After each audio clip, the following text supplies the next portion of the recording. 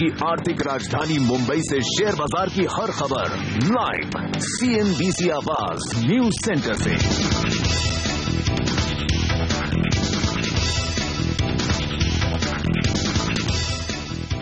Finally भारतीय बाजारों में कल दिखी शानदार रिकवरी रहा। आज दुनिया भर के बाजारों से बेहतरीन संकेत, लेकिन FIs के दमदार आंकड़े अभी भी आना बाकी है। बड़ा सवाल ये कि क्या कुछ और शॉर्ट कवरिंग होगी, क्या कुछ और खरीदारी होगी, और आज की दमदार उछाल के बाद कौन से लेवल्स अहम है और कहां तक पहुंचेगा बाजार, इस पर करेंगे फोकस। नमस्कार, मार्केट काउंटडाउन में आप सबका स्वागत है।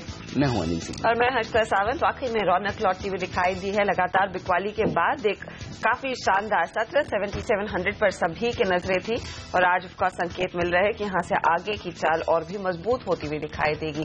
कल सबसे ज्यादा तेजी आई बैंकिंग शेयरों में। बैंक निफ्टी कल का टॉप परफॉर्म आप कह सकते हैं, कल का हीरो था और छोटे मझौले काउंटर्स ने भी रिकवरी में साथ दिया है।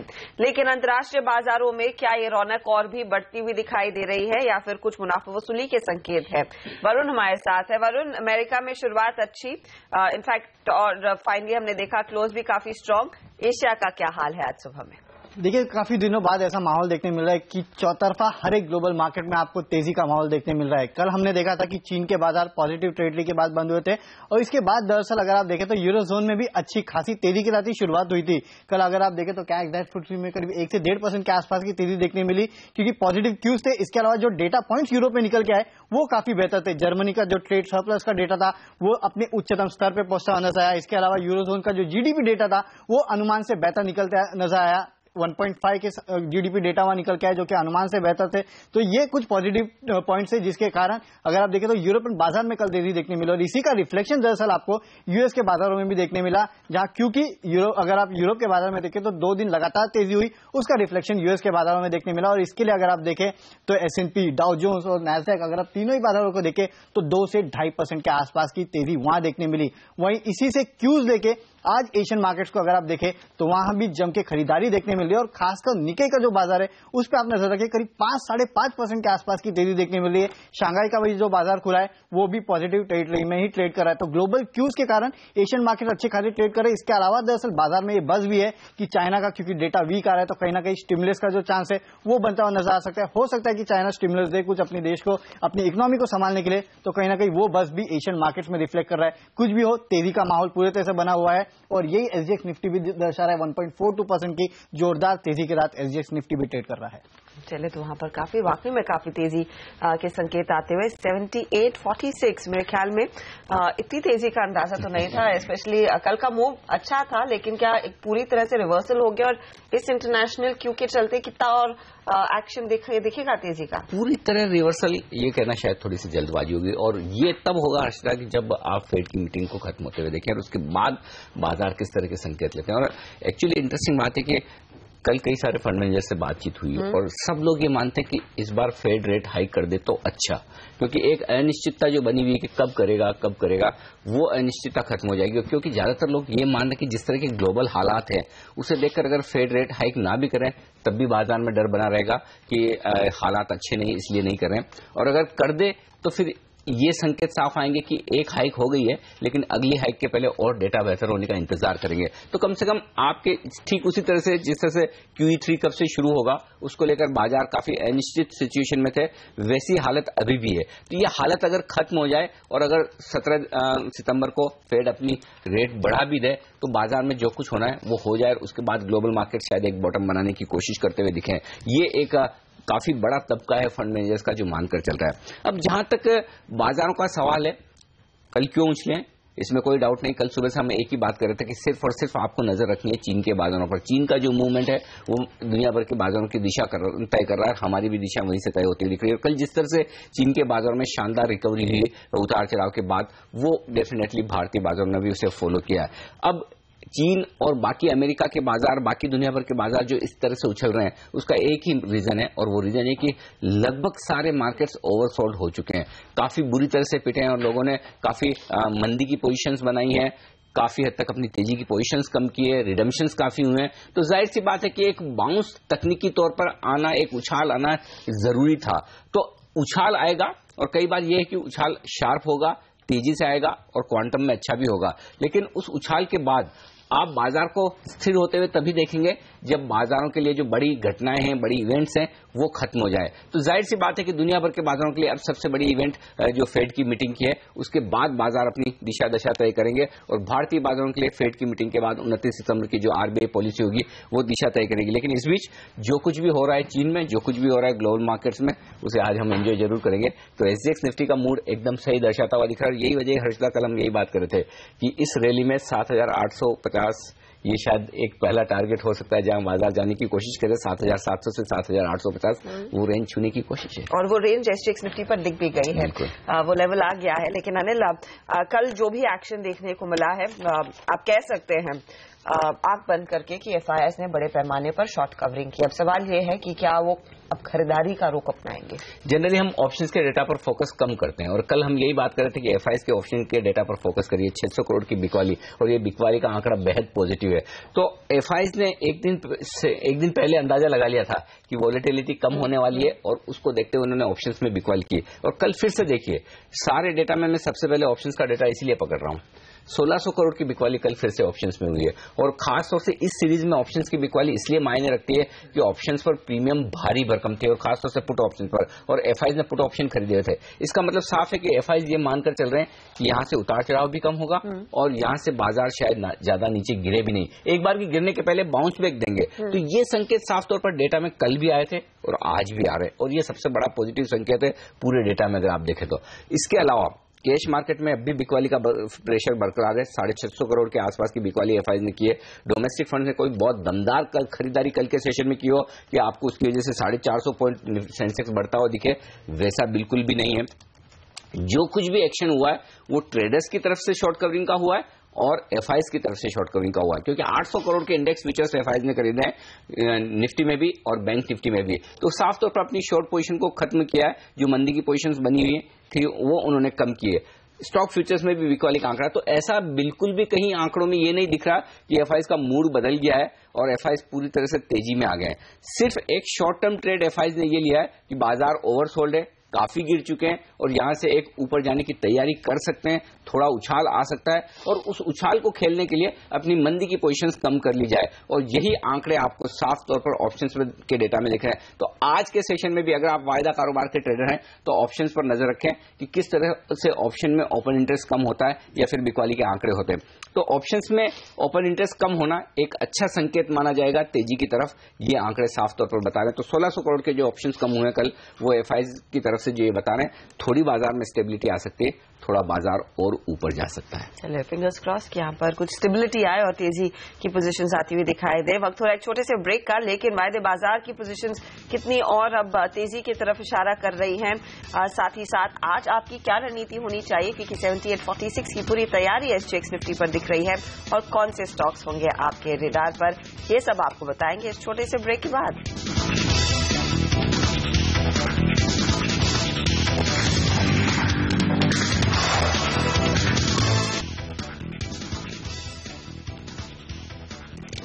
आज के संकेत क्या है कल की शानदार तेजी के बाद, और खास तौर से एशिया में जो रौनक देखने को मिल रही है उसका कितना फायदा आप आज अपना सकते हैं ट्रेड में, उस पर चर्चा हो रही है। 7850 पर एसजीएक्स निफ्टी, निक्केई जैसे मार्केट्स लगभग 1000 पॉइंट की तेजी दिखा चुके हैं।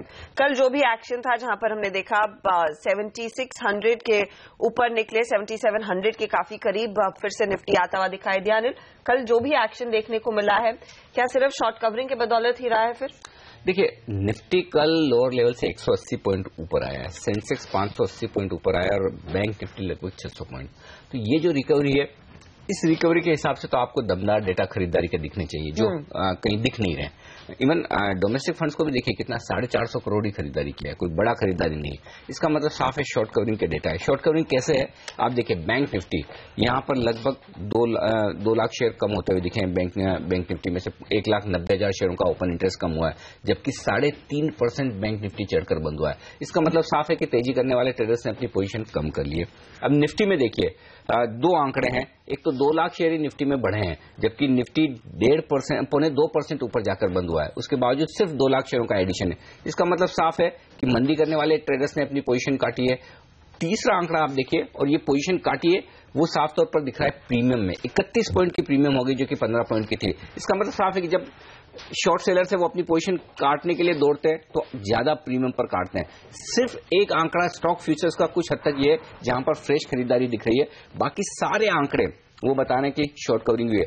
और अगर तेजी हुई है तो फिर वो पुट कॉल रेशियो में भी दिखना चाहिए। पुट कॉल रेशियो जस का तस 0.95 पर है। तो ये चारों आंकड़े साफ तौर पर ये बता रहे हैं कि कल की तेजी को पूरा का पूरा क्रेडिट आप शॉर्ट कवरिंग को दीजिए, फ्रेश खरीदारी कहीं भी नहीं है। लेकिन वायदा बाजार की जो भी फिर ट्रेड्स कल लिए गए हैं उसे किन लेवल्स की तरफ इशारा हो रहा है? क्या आप लोग सीधे 7800 एंड बियॉन्ड के बारे में सोच रहे हैं?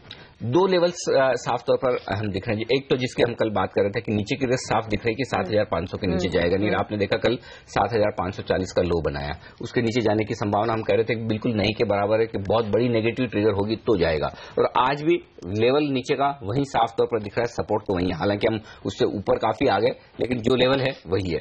अब अपसाइड कितनी बन सकती है? वायदा कारोबार के आंकड़ों के लिहाज से आज के सेशन के लिए सबसे जरूरी ये होगा निफ्टी के लिए कि 7800 का लेवल होल्ड करे। तो अगर आज आप गैप अप ओपनिंग के बाद तेजी या मंदी के बारे में सोच रहे हैं, अब वैसे देखेंगे तो आपको पूरे दिन भर हरियाली दिखेगी, हरे निशान में बाजार दिखेगा, लेकिन क्या वाकई में बाजार तेज है?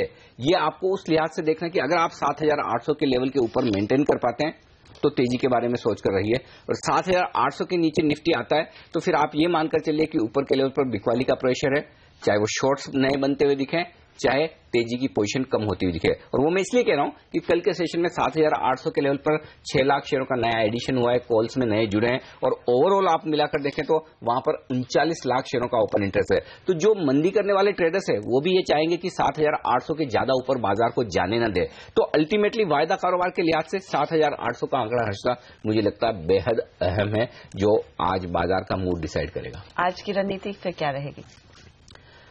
तेजी के साथ शुरुआत होगी, ज्यादातर वक्त तेजी के साथ ट्रेड करेंगे।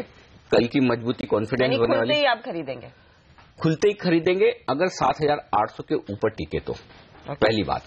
और तब कितना जा सकते हैं ऊपर? अगला टारगेट 7850 का है, जो हमने कल बात की थी कि अल्टीमेटली इस रिकवरी एक दिन की नहीं है, रिकवरी 2 दिन की है, और कम से कम 2 दिन की है, और उसमें 7850 ऊपर का टारगेट है। तो 7850 के आसपास मुझे लगता है हो सकता है थोड़ी आपको प्रॉफिट बुकिंग आती हुई दिखे, जो फंसे हुए ट्रेडर्स है वो अपनी पोजीशन कम करें, नई शॉर्ट्स बनती हुई दिखे। तो अगर आप कमजोर ट्रेडर हैं शॉर्ट के लिहाज से तो आप 7850 पर अपना स्टॉप लॉस रख लीजिए। अगर आपको नई मंदी की पोजीशन बनानी है तो 7850 के आसपास बनाइए, और तब आपका स्टॉप लॉस हो जाएगा 7925 के आसपास का, वहां से 75 अंक ऊपर। तो आज के सेशन में अगर मंदी आनी है, अगर कमजोरी आनी है तो वो शायद सेकंड हाफ में होगी।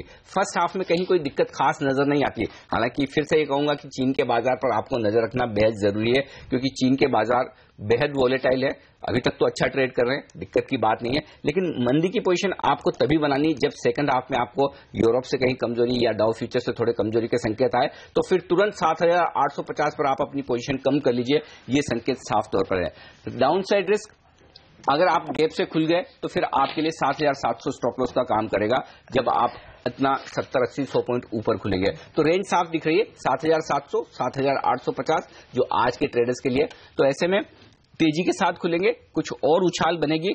कोशिश ये करें कि ओवरनाइट पोजीशन ना रखें, दिन के दिन में आज ट्रेड करके निकल जाएं, ज्यादा बढ़िया। ऐसा ना सोचें कि पूरी तरह से मूड माहौल बदल गया, क्योंकि मैं ये इसलिए बार बार कह रहा हूं, जब तक एफआईएस के डेटा अच्छे नजर ना आए, जब तक खरीदारी वहां पर न दिखे, सिर्फ शॉर्ट कवरिंग के दम पर बाजार ज्यादा लंबा नहीं चलेंगे। इसलिए तेजी का मूड रखें, लेकिन लेवल्स को अहमियत देकर वहां पर अपनी पोजीशन हल्की करें, प्रॉफिट बुक करें। बहुत गैप से खुलने के बाद पैसा बनाने के मौके कम हो जाएंगे।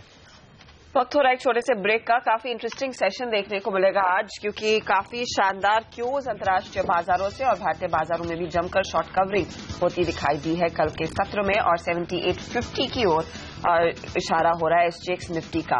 लेंगे एक ब्रेक, आगे आपको बताएंगे आज के ट्रेड में वो कौन से शेयर आपके रेडार पर होने चाहिए। टॉप 10 की बारी आगे।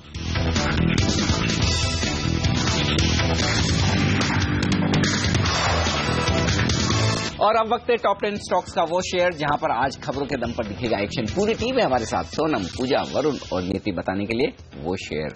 नीति, आप शुरुआत कीजिए आज। इंडिया बुल्स हाउसिंग फाइनेंस के स्टॉक पे आज अपनी खास नजर बना के रखी है। कल इसका QIP लॉन्च हुआ था, 9 करोड़ शेयर उन्होंने कल लॉन्च किए थे और 2.3% प्रीमियम पे इसका floor price current market price से था और अब ये इशू बंद हो चुका है। कंपनी ने $60 करोड़ इससे जुटा लिए है। प्रमोटर होल्डिंग इस इशू के बाद 27% से घटकर 23% के आसपास हो जाएगी। वॉकहार्ट के लिए पॉजिटिव खबर आती हुई जहां पे कंपनी को अपनी एल्जामाइड दवा मेमेंटम हाइड्रोक्लोराइड के लिए US FDA से मंजूरी मिल गई है। ये दवा फॉरेस्ट लैबोरेटरीज के नमीरा टैबलेट्स का जेनरिक वर्जन और इसका मार्केट साइज लगभग $1.1 बिलियन या फिर $110 करोड़ का है। और HUL ने अपना ब्रेड एंड बेकरी कारोबार मॉडर्न के नाम से जिसे हम जानते थे वो अब अपने उसको बेच दिया है। एवरस्टोन के निमन फ्रूट्स को यहाँ पे बेचते हुए नजर आ रहे हैं। ये एग्जिट करने की जो स्ट्रैटेजी है इनकी नॉन कोर बिजनेसेस से, उसके तहत ही यहाँ पे इन्होंने कदम उठाया। हालांकि डील कितने पे हुई है इसका अभी किसी को इन्होंने डिस्क्लोज नहीं किया है। वह यूरोपियन यूनियन ने दरअसल एल्स्टम के जो एल्स्टम ऐसे है जो कि एल्स्टम इंडिया और एल्स्टम TND की जो पेरेंट कंपनी है उनके पावर यूनिट को ट्रांसफर टेक ओवर करने के लिए जनरल इलेक्ट्रिक को अप्रूवल दे दिया है। जनरल इलेक्ट्रिक एल्स्टम से ये पावर यूनिट खरीद के इसका कुछ हिस्सा दरअसल एंसाल्डो एनर्जिया को भी बेचेगी। 1 साल से ये डील अटक रही थी, तो एक पॉजिटिव सेंटिमेंटल पॉजिटिव आपको एल्स्टम TND और एल्स्टम इंडिया में देखने मिल सकता है। नागार्जुना ऑयल रिफाइनरी का काउंटर भी आज फोकस पे रहेगा। यहाँ पर कंपनी NOCL में अपना 47% हिस्सा सिंगापुर की एक बड़ी oil major company net oil को बेचने का का मन बना रही है। इसके अलावा व्हाइट लेबल ATMs यानी कि जो नॉन बैंकिंग कंपनीज के ATM रहते हैं उनमें 100% FDI लाने के लिए कैबिनेट जल्द अप्रूवल दे सकता है। इसका एक इम्पैक्ट आपको टाटा कम्युनिकेशन, श्री इंफ्रा और मुथूट फाइनेंस के काउंटर में देखने मिल सकता है। यूको बैंक का काउंटर भी आज फोकस में रहेगा। यहाँ पर कंपनी के पास ईरान के करीब 15,000 करोड़ के इंटरेस्ट फ्री डिपॉजिट्स सैंक्शंस के लिए ड्यू है, जो कि बैंक के करीब टोटल जो डिपॉजिट है उसका 8% है और वो जल्द ही इनको सैंक्शन करना पड़ सकता है। तो आज नेगेटिव रिएक्शन यहाँ पर देखने को मिल सकता है इस काउंटर में। महिंद्रा का काउंटर फोकस में रहेगा जहां पे मार्केट में खबरें है कि company Italian vehicle designer Pininfarina spa को खरीद सकता है। ये डील ऑलरेडी फाइनल स्टेजेस पर आती हुई दिखाई दे रही है। पिनिनफेरा पिछले 10 साल से घाटा ही कर रहा है और डेट के कारण काफी जूझ रहा है और माना जा रहा है डिस्ट्रेस सेल होगा, इसलिए शायद ये डील कुछ सस्ते भाव पे महिंद्रा को मिलती हुई दिखाई देगी। साथ ही महिंद्रा जो कल एक कॉम्पैक्ट SUV लॉन्च करेगा टफ 300, इसको भी पिनिनफेरा ने ही डिजाइन किया है। और सबसे आखिरी में माफ कीजिए, मोनेट इस्पात की जो डेट है उसे इक्विटी में कन्वर्ट करने के लिए कंपनी के लेंडर्स का अप्रूवल मिल गया है, तो इस काउंटर पे भी नजर रखें। तो ये सारे स्टॉक से जहां पर रहेगा आज एक्शन, और एक्शन किस तरफ होगा और क्या लेवल्स अहम है, कैसे ट्रेड करें आप, इन सब पर लेंगे हम जानकारी हमारे एक्सपर्ट्स के साथ जो जुड़ेंगे हमारे साथ इस ब्रेक के बाद, और साथ ही बताएंगे आपको इस वक्त की हेडलाइंस और बाजार के सामने जो है बड़े सवाल, उन पर डालेंगे नजर। बने रहिए हमारे साथ।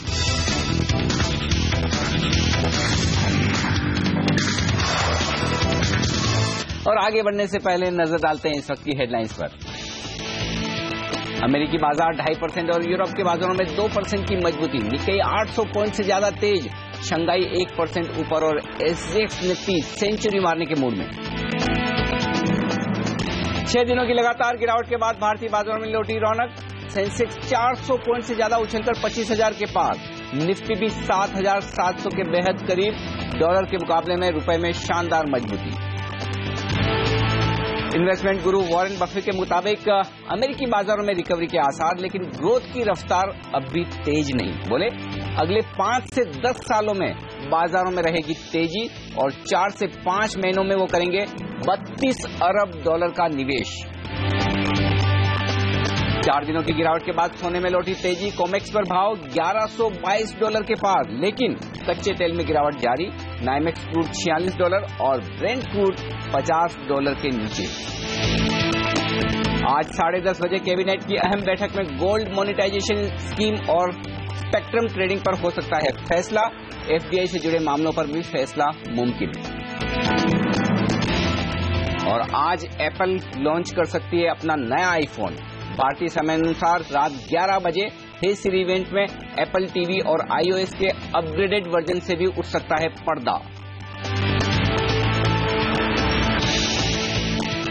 और कल की शानदार रिकवरी के बाद आज फिर से संकेत बेहतरीन, लेकिन बड़ा सवाल ये कि क्या ये रिकवरी टिकाऊ होगी और इनके अलावा कौन से वो फैक्टर्स है जो आज डालेंगे बाजार पर असर, जिन पर होनी चाहिए आपकी नजर, बताने के लिए तैयार है हमारे साथ हर्षदा। शुक्रिया अनिल। सबसे पहले नजरें तो रहेंगी इंटरनेशनल मार्केट के क्यूज से ही। तो विदेशी बाजारों में जिस तरह की बढ़त देखने को मिली है, जो रौनक लौटी है, इससे तेजी को कितना फायदा मिलता हुआ दिखाई देगा, कितनी यहां पर आपको और भी दिल खोलकर खरीदारी करना शुरू करना चाहिए, वो एक बहुत बड़ा सवाल है। दूसरी तरफ आप देखिए निफ्टी में कल जो भी एक्शन रहा है, 7700 के पास निफ्टी पहुंचा है। आज क्या 7800 के पार निकल पाएगा, ये एक बहुत अहम सवाल है। इसके अलावा आप देखिए शॉर्ट कवरिंग की काफी मदद मिली कल के एक्शन में बाजार को। सवाल बड़ा है और काफी इंपॉर्टेंट है ये कि क्या अब नई खरीदारी आती हुई दिखाई देगी मौजूदा भावों से। साथ ही साथ कहां पर रिकवरी देखने को मिली कल के सत्र में, बैंक्स ने ही लीड किया। तो क्या अब शॉर्ट कवरिंग के बाद अब बैंक्स में भी नई खरीदारी शुरू करने का मौका आ गया है, वो एक इंपॉर्टेंट सवाल है। कुछ स्टॉक्स फोकस में हमेशा रहते हैं और आज एक ट्रेडर के लिए एक इंपॉर्टेंट सवाल उठकर आ रहा है कि इंडिया बुल्स फाइनेंस ने QIP के जरिए $60 करोड़ जो जुटाए हैं, इसके बाद स्टॉक में कितना एक्शन देखने को मिलेगा और यहां पर क्या हो रणनीति। बिल्कुल, तो हर्षदा इन सब के बीच में जो ग्लोबल मार्केट की रिकवरी है उस पर कितना भरोसा किया जाए, ये बताने के लिए सबसे बेहतरीन आदमी जो हो सकते हैं दुनिया के अब तक के सबसे कामयाब इन्वेस्टर वॉरेन बफेट। हालांकि निवेशक परेशान है इस उठापटक से, लेकिन बर्कशायर हैथवे के चेयरमैन और इन्वेस्टमेंट गुरु वॉरेन बफेट को लंबी अवधि के लिहाज से शेयरों में खरीदारी का बेहतरीन मौका दिख रहा है। I'm no good on what's going on in markets. I have no idea what will happen tomorrow or next week, and sometimes they get very volatile like this, and other times they put you to sleep. But the important thing is where they're going to be in 5 or 10 years, and I'm confident they'll be considerably higher in 10 years, and I really have no idea where they'll be in 10 days or 10 months. We're buying because we like what we're buying in relation to its long-term prospects, and if we liked it at X a few weeks ago and it's 95% of X now, I like it even better, and if it goes to 90% of X, I like it still better. तो Warren Buffett कह रहे हैं कि short term में बाजार को of course time करना मुश्किल है, लेकिन अगर आप 10 साल के निवेश के बारे में सोच रहे हैं, ये सही मौका है इक्विटीज में पैसे लगाने का। अगर आपको कोई स्टॉक पसंद है, जितना वो नीचे आ रहा है उतना उसमें खरीदारी आप बढ़ाइएगा। और ये वॉरेन बफेट ही नहीं, भारतीय निवेशकों के लिए भी का भी यही कहना है। CNBC आवाज से एक्सक्लूसिव बातचीत में मोतीलाल ओसवाल के फाउंडर रामदेव अग्रवाल ने कहा कि निवेशकों के लिए भारत सुरक्षित मार्केट है। उन्होंने ये भी कहा कि भले ही अभी ग्लोबल चिंताओं की वजह से बाजार में बिकवाली हावी है, लेकिन 2016 में FIIs और डोमेस्टिक इंस्टीट्यूशंस दोनों ही खरीदारी करते हुए नजर आएंगे। तो इमर्जिंग मार्केट में आप जाइए, यहाँ से मतलब including starting from China, Brazil, Russia, ये सब बड़े बड़े मार्केट्स हैं। सब जगह क्या है, कहीं पर करेंसी का, कहीं कमोडिटी का, कहीं पर मार्केट्स का। I mean there is a perfect storm in emerging markets. अब इंडिया एक थोड़ा सा स्टेबल, काफी स्टेबल है। यहाँ का बैलेंस शीट, कंपनीज, हर तरह की कंपनी खराब भी हैं, जो कमोडिटी कंपनीज हैं, अच्छी कंपनीज है, फ्रेंचाइज कंपनीज है, those who are doing very well. तो यहाँ एक सुकून है। और रामदेव अग्रवाल के साथ ये पूरी बातचीत आपको हम दिखाएंगे 9:40 पर, तो आप बने रहिएगा CNBC आवाज के साथ। आगे 9:40 पर पहला सौदा में डिटेल चर्चा। और आज के ट्रेडिंग सेशन की रणनीति लेते हैं, हमारे साथ एक्सपर्ट्स जुड़ रहे हैं। और सबसे पहले शुरुआत करें स्टूडियो में हमारे साथ इस वक्त मंगल कैशियर सिक्योरिटीज के टेक्निकल एक्सपर्ट राजेश सातपुत। राजेश, अच्छी रिकवरी हुई है कल और लोअर लेवल से निफ्टी 180 पॉइंट कूद गया, सेंसेक्स लगभग 580 पॉइंट की रिकवरी दिखाया, बैंक निफ्टी सबसे बेहतर 600 पॉइंट की रिकवरी हुई है लोअर लेवल से। कल जो लोज बनाए उसके बाद आज फिर से एक अच्छी रिकवरी के मजबूत शुरुआत के संकेत हैं। इस रिकवरी का टारगेट क्या है निफ्टी का? अनिल जी, मुझे लगता है कि निफ्टी की अगर यहाँ पे बात करें तो एक्सट्रीमली ओवरसोल्ड लेवल्स पे, आप भी जानते हैं, आप भी बात करते हैं इसके ऊपर। हम लोग जो निफ्टी को कैसा देख रहे हैं, हम लोग देख रहे हैं कि 8600 से लेकर निफ्टी में करेक्शन 1000 पॉइंट का करेक्शन हुआ। अगर आप बड़ा करेक्शन यानी बड़े पैरामीटर्स पे देख रहे तो निफ्टी में जो रैली चालू हुई थी वो रफली 5100 से लेकर 9100 तक चालू हुई थी, और उसको अगर आप रिट्रेसमेंट करें, फिबोनाची की रिट्रेसमेंट करें तो लेवल आ रहा था रफली 7600। यस्टरडे एक दिन पहले हमने देखा 7600 तोड़ के जब नीचे गए तो तब हम थोड़े कॉशियस हो गए कि मे बी ये जो 7250 का जो टारगेट हम देख रहे कहीं ये सीधा ना आ जाए।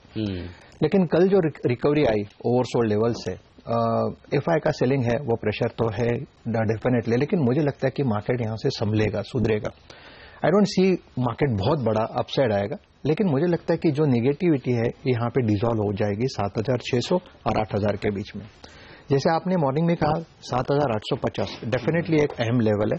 टू बी वेरी प्रिसाइज 7,865 ये एक इंपॉर्टेंट रेजिस्टेंस रहेगा, और आज के लिए जो सपोर्ट रहेगा वो 7,810 का। चार्ट्स देखना नहीं जानता, इसलिए आपकी तरह एकदम सही प्रिसाइज लेवल्स नहीं निकाल पाता हूँ लेकिन 7,865 इस पर नजर रखनी चाहिए आपको। हाँ, कम से कम ये तो टारगेट है रिकवरी। हाँ, और लगता है कि 7,920 7,930 कल तक आ जाएगा।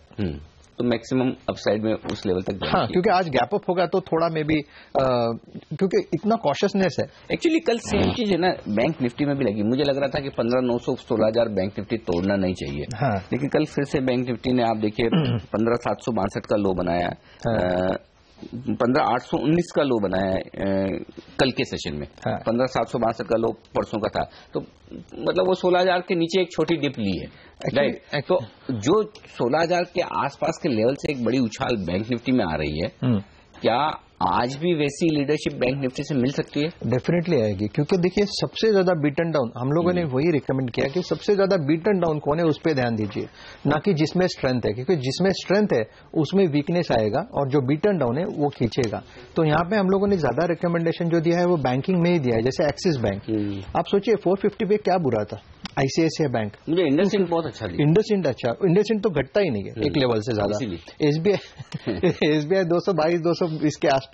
तो मुझे लगता है कि जितना निगेटिव हो सकता है वो उतना फैक्टर्ड इन है, at least for a technical relief rally जो हम लोग देख रहे हैं। कि हम ये नहीं कह रहे कि बाजार में बहुत बड़ा रैली आएगा, लेकिन होता क्या है 8,700 पे लोगों को लगता है कि अभी 9,500 होने वाला है, और 7,600 पे लगता है कि अभी 7,000 होने वाला है। तो बीच में किसी को पोजीशन लेने को टाइम नहीं मिलता।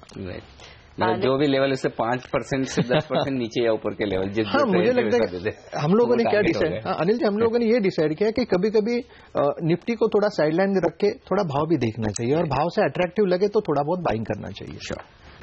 क्या वायदे बाजार की पोजीशंस कह रही है, उस पर भी एक राय ले लेते हैं। हमारे साथ सुमित बगाड़िया है। सुमित, कल हमने देखा जो भी एक्शन था वो शॉर्ट कवरिंग की बदौलत ही देखने को मिला था। क्या आपको लग रहा है कि अभी सिस्टम में शॉर्ट से, यानी कि आज भी वो कवर होते हुए दिखाई देंगे, या फिर अब पूरी तैयारी है नई तेजी की पोजीशन लेने के लिए? सुमित। या गुड मॉर्निंग हर्षदा।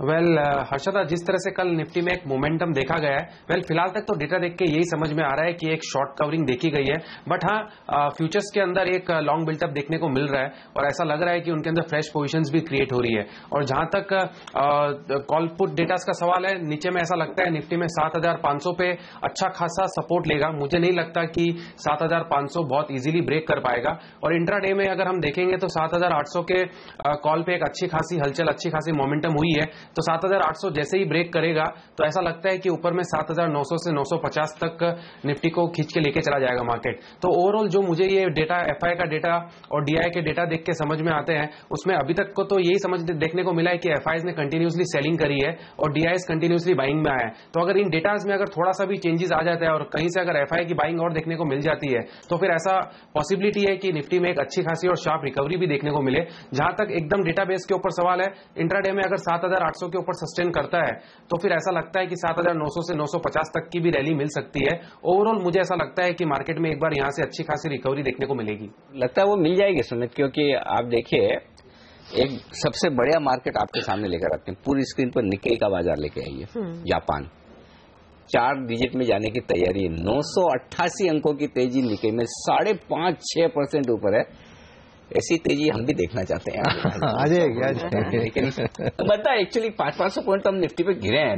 एक दिन तो ऐसा आना चाहिए जब 500 पॉइंट निफ्टी वापस बढ़े। तो चलिए सुमित, 7,800 के ऊपर तो खुल जाएंगे, जिस तरह का जोश जापान से आता हुआ दिख रहा है। लेकिन देखते हैं 7,925 जो अगला टारगेट है, जो हम राजेश भी बात कर रहे हैं, मैं भी कर रहा हूं, आप भी कह रहे हैं, वहां तक पहुंचते हैं या नहीं, वो बड़ा सवाल है। तो शॉर्ट कवरिंग जी बोलिए। अच्छा, एक चीज और है, निफ्टी के अंदर एक अच्छा खासा पैटर्न बन रहा है, हार्मोनिक पैटर्न इसको बोला जाता है टेक्निकली चार्ट्स के ऊपर। इस हार्मोनिक पैटर्न का 9100 से हमने रिट्रेसमेंट निकाला है और 7500 के आसपास सपोर्ट आता है। एबीसीडी पैटर्न इसको बोला जाता है और उसका पीआरजेड जोन जो होता है that is potential reversal zone, ये भी 7520 के आसपास बन रहा है, 7480 से 7520 के आसपास। तो जो कि कल हमको वहां से 200 पॉइंट की करीब करीब रिकवरी देखने को मिली है, तो वो यही शो कर रहा है कि यहां से एक इमीडिएट पुलबैक 7925 तक इमीडिएटली देखने को मिलना चाहिए और इस पोटेंशियल रिवर्सल जोन के आसपास मार्केट बहुत लंबे समय तक इसको ब्रेक नहीं कर पाता है। तो मुझे ये लगता है कि इतना बड़ा जो ऊपर राइज से जो फॉल आया है उसका अभी रिट्रेसमेंट आ रहा है और जल्दी ही हमको ऐसा लगता है कि एक वापस यहां से एक बड़ी बुल रैली देखने को मिल सकती है निफ्टी के अंदर। तो चलिए एक चीज साफ हो गई अब जो हम सारे लोग मिलकर बात कर रहे हैं उससे आपको जो टेक अवे है जो आपको समझना है वो ये है कि 7800 अहम लेवल है। अब उसके पार खुलेंगे और टिक जाएंगे थोड़ी देर तो फिर और बड़ी शॉर्ट कवरिंग आएगी। और अब लग रहा है क्योंकि अगर आप 25-30 पॉइंट की प्रीमियम निकाल दें, 7850 में से 30 पॉइंट निकाल भी तो आप 7820 पर खुलेंगे, यानी कि 7800 के ऊपर टिक सकते हैं। जैसे ही टिकेंगे फिर एक बड़ी तेजी की तैयारी बनेगी। तब अगर आप इंट्राडे ट्रेडर हैं तो आपका स्टॉप लॉस निफ्टी पर होगा 7800 का, पोजिशनल ट्रेडर है तो फिर आपका 7700 के आसपास का स्टॉप लॉस होगा।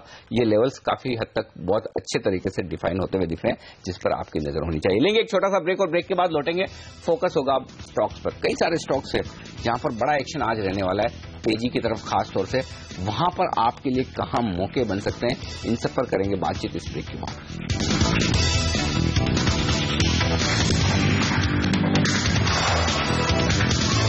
हमारे एक्सपर्ट्स हमारे साथ है सुमित बगड़िया, राजेश सातपुते और गौरांग शाह। आप सबका स्वागत है एक बार फिर से। गौरांग, खरीदारी की जाए या फिर मौका है ये उछाल में बिकवाली करने का जो लगातार 2 दिनों से जबरदस्त तेजी होगी? प्रॉफिट बुकिंग करेंगे, फंसे हुए ट्रेडर्स इन्वेस्टर्स को निकलने की राय देंगे या खरीदारी का काम करेंगे? सुप्रभात अनिल जी, हमने ये कवायद की है कि अगर उछाल मिलता है फिर से आज सुबह, जो कि संकेत जिस तरीके से हमें दिख रहे हैं, शायद एक रुझान शुरुआत का बेहतर के लिए हो, लेकिन उस उछाल में हमारी राय में बेचने क्या है ये एक मौका होगा। क्योंकि जिस प्रकार से हमने जो ऊपरी स्तर से निचले स्तर देखे हैं और खास करके कुछ क्षेत्र और स्टॉक में जिस तरीके से हानि हुई है, हमारे मानना है कि ये उछाल तो आपको दिखेगा, लेकिन मेरे ख्याल से छोटी मध्यम अवधि के लिए अगर आपका नजरिया है और अगर आपको मौका मिलता है ऊपर की तरफ निकलने के लिए, तो मेरे ख्याल से जो भी नुकसान मुनाफा हो वो एक बार तो भानने की मेरी राय होगी। दूसरी बात, अगले हफ्ते तक बाजार संभले ऐसा मुझे मुश्किल लग रहा है।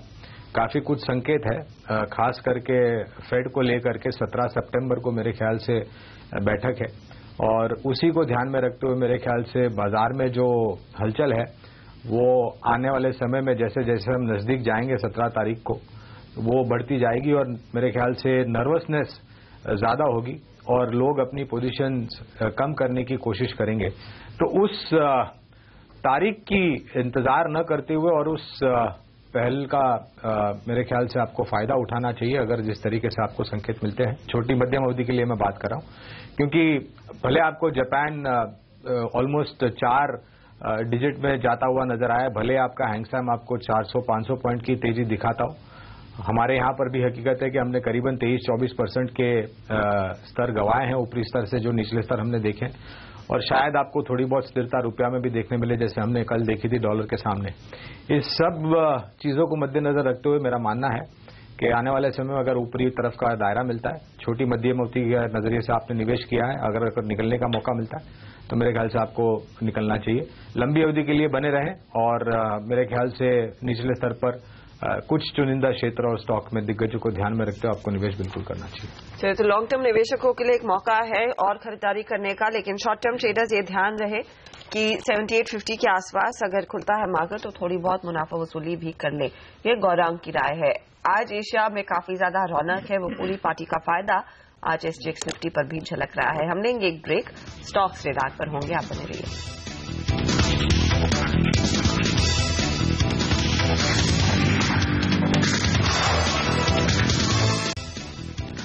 आज बाजार में तेजी के पूरे संकेत मिलते हुए दिखाई दे रहे हैं, लेकिन कुछ नजरें और कुछ संकेत दिल्ली से भी आएंगे क्योंकि कैबिनेट की अहम बैठक होने वाली है और हमें एक्सक्लूसिव जानकारी मिली है कि यहाँ पर बड़े ऐलान होंगे जिसमें गोल्ड मोनेटाइजेशन स्कीम पर भी फैसला होगा। साथ ही साथ बाजार जिस पर नजरें रखेगा वो है स्पेक्ट्रम ट्रेडिंग की खबर और साथ ही साथ यहाँ पर व्हाइट लेबल एटीएम्स लगाने वाली कंपनियों को भी कुछ राहत मिलती हुई दिखाई देगी। इनफैक्ट वहां पर निवेश आसान होता दिखाई देगा। हमारे साथ दिल्ली ब्यूरो चीफ लक्ष्मण रॉय जुड़े हुए हैं। लक्ष्मण, पहले मार्केट के लिहाज से मैं आपसे समझना चाहूंगी ये व्हाइट लेबल एटीएम्स और टेलीकॉम कंपनी के लिए क्या डेवलपमेंट्स आ सकती हैं कैबिनेट की बैठक के बाद? देखिए, सबसे पहले जो व्हाइट लेवल आपने पूछा तो व्हाइट लेवल एटीएम में जो कंपनियां कारोबार करती हैं, जो खासतौर से जो गैर बैंकिंग कंपनियां जो एटीएम लगाती हैं, उनमें विदेशी निवेश 100% तक सरकार छूट देगी, वो भी ऑटोमेटिक रूट से, यानी किसी भी तरह से मंजूरी उसको नहीं लेनी होगी। इसका मकसद ये है कि छोटे शहरों, छोटे कस्बों में एटीएम लगाया जाए जहां पे आमतौर पर बैंक जो है एटीएम लगाने में दिलचस्पी नहीं लेती है। स्पेक्ट्रम ट्रेडिंग को लेकर के एक सर्कल में किसी टेलीकॉम ऑपरेटर के पास स्पेक्ट्रम सरप्लस है तो वो अपने स्पेक्ट्रम की ट्रेडिंग कर सकेगा। इस बात की छूट दी जाएगी। ये काफी दिनों से मांग की जा रही थी, खासतौर से कॉल ड्रॉप को बढ़ते हुए देखते हुए। ये दो महत्वपूर्ण फैसला यहाँ पे आज सुबह होने वाली कैबिनेट की बैठक में लिया जाएगा। लेकिन इसके अलावा एक और जो बड़ी बात हो सकती है लक्ष्मण, वो गोल्ड मोनेटाइजेशन स्कीम को लेकर हो सकती है। वहां पर किस तरह के फैसले की उम्मीद है? गोल्ड मोनेटाइजेशन स्कीम को लेकर के सबसे बड़ी बात यह है कि गोल्ड मोनेटाइजेशन स्कीम और गोल्ड बॉन्ड स्कीम, दो स्कीम है जिसको कैबिनेट से मंजूरी मिलेगी। गोल्ड मोनेटाइजेशन स्कीम के तहत क्या होगा कि जो भी गोल्ड आप जमा करेंगे लेकिन आप ज्वेलरी जमा नहीं कर सकेंगे, उस गोल्ड जमा करने पर आपको 2.5% का रेट दिया जाएगा। आपका एक गोल्ड अकाउंट खुलेगा और उस गोल्ड जमा करने के एवज में आपको एक गोल्ड सर्टिफिकेट दिया जाएगा जो आप एक तय समय सीमा बाद 5 साल बाद उसको बना सकते हैं। इसी के तहत गोल्ड डिपॉजिट स्कीम को भी रिन्यू किया जा रहा है। इसके तहत आप गोल्ड की ज्वेलरी भी जमा कर सकेंगे। वहां पे कम से कम आपको 1.5% का ब्याज सुनिश्चित किया जाएगा और जब आप गोल्ड वापस लेना चाहें तो आपसे ये कहा जाएगा कि आप गोल्ड लेना चाहते हैं वापस या फिर पैसा लेना चाहते हैं। तो उसके हिसाब से उस समय जो गोल्ड की कीमत होगी उसके हिसाब से आपको गोल्ड वापस, उसके बराबर का पैसा आपको वापस कर दिया जाएगा। गोल्ड मोनेटाइजेशन स्कीम में सबसे खास बात ये होगी कि अगर गोल्ड की कीमत गिरती है तो उस कीमत गिरने के एवज में आपको उसका नुकसान नहीं झेलना पड़ेगा, वो सरकार उसका नुकसान झेलेगी। ये एक सुनिश्चित किया जाए। तो एक महत्वपूर्ण खबर यहाँ पे गोल्ड मोनेटाइजेशन को लेकर के है। गोल्ड बॉन्ड स्कीम को लेकर के कि सरकार 15,000 करोड़ रुपए गोल्ड बॉन्ड लाना चाहती है। ये गोल्ड बॉन्ड जो होगा वो सरकार लेना चाहती है कि जो लोग गोल्ड बार खरीदते हैं, जिनके पास गोल्ड बार है, वो उनको डिस्करेज किया जाए और गोल्ड बॉन्ड जारी किया जाए। और इसके तहत आपको जो है गोल्ड गवर्नमेंट सिक्योरिटीज के बराबर का इंटरेस्ट रेट कम से कम दिया जाएगा। और ये खास बात यह है कि 2, 5 और 10 ग्राम के डिनोमिनेशन में ये गोल्ड बॉन्ड जारी किया जाएगा। ये एक महत्वपूर्ण फैसला यहाँ पर होना है। ओके, तो ये राय आती हुई इन सारे शेयरों पर, इस मीटिंग को लेकर यहाँ पर आज नजरें रहेगी। देखना होगा सरकार किस तरह के फैसले लेती है। शुक्रिया आपका लक्ष्मण ये पूरा अपडेट देने के लिए। लेकिन शेयरों पर फोकस करते हुए एक स्टॉक जो एक्शन में रहेगा वो है इंडिया बुल्स हाउसिंग फाइनेंस का। 738 रुपए पर इंडिया बुल्स हाउसिंग फाइनेंस का यूआईपी का फ्लोर प्राइस था। फाइनल इश्यू प्राइस 702 रुपए है ये। लेकिन बड़ी बात यह कि $600 मिलियन जुटाए इस तरह के बाजार में। गौरांग क्या कहेंगे? ये स्टॉक अगर आज चूंकि इश्यू प्राइस नीचे की है, करेक्ट करे 3-4% नीचे आए, खरीदेंगे आप? अनिल जी, हमारे कवरेज क्षेत्र के बाहर है इंडिया बुल हाउसिंग फाइनेंस, लेकिन एचएफसी सेक्टर में हमारी पसंदगी अगर आप पूछे तो HDFC limited, LIC housing finance और डीएचएफएल, ये हमारी पसंदगी होगी। टेक्निकली यहाँ पर इंडिया बुल्स हाउसिंग फाइनेंस पर क्या राय रहेगी? क्योंकि जैसे अनिल कह रहे हैं कि शायद करेक्ट होगा, जो फिगर्स आ रहे हो 702 के आसपास, 702 रुपए की फ्लोर शायद यहाँ ये पैसा उन्होंने उस लेवल पर रेस किया है, तो क्या करें? हर्षदा, यहाँ पे जो सपोर्ट दिखता है वो रफली 692, 690 के आसपास दिखता है। यानी ये कहिए कि ये स्ट्रिक्ट स्टॉप लॉस मेंटेन होना चाहिए। अगर ये लेवल टूटेगा तो मुझे लगता है इसमें क्रैक आएगा, रफली 630 का लेवल आएगा। और अगर 690 टूटता है तो मे बी 1 या 2 दिन के अंदर ही ये लेवल आ सकता है। तो one has to be very cautious at this level, क्योंकि बहुत लॉन्ग इसमें बिल्ट है। हर डिप पे लोगों ने लॉन्ग प्रीफर किया है, तो मुझे लगता है one has to be very cautious at this level. Okay, लेंगे एक ब्रेक। और ब्रेक में जाने से पहले बता दूं कि एशियाई बाजारों की जो पार्टी चल रही है उसमें हमारे भी शामिल होने का वक्त आ रहा है। तो ब्रेक के बाद लौटेंगे प्री ओपनिंग सेशन के साथ, लेकर आएंगे आपके लिए रुपए की ओपनिंग और पहला सौदा। बने रहिए हमारे साथ।